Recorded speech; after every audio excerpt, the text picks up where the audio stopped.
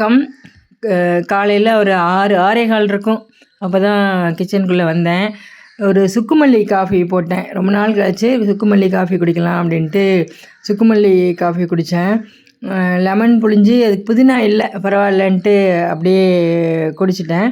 குடிச்சிட்டு டிஃபன் வந்து சாமை அரிசி இருந்துச்சு. சாமை அரிசியில் 3 பங்கு சாமை அரிசி, 1 பங்கு பைத்தம்பருப்பு போட்டு பொங்கல் வச்சேன்.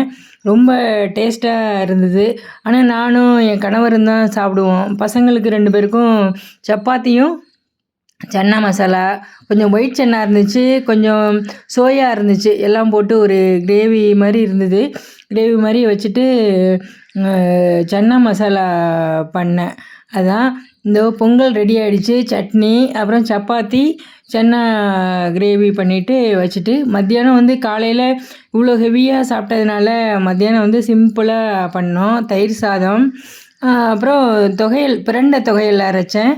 நார்த்தங்காய் பச்சடி ஏற்கனவே இருந்துச்சு ஃப்ரிட்ஜில். அதனால் நார்த்தங்காய் பச்சடி வச்சு கொஞ்சம் அந்த சன்னா மசாலாவும் இருந்துச்சு, அதையும் வச்சு சாப்பிட்டோம். ரொம்ப திருப்தியாக நல்லாவே சாப்பிட்டோம்.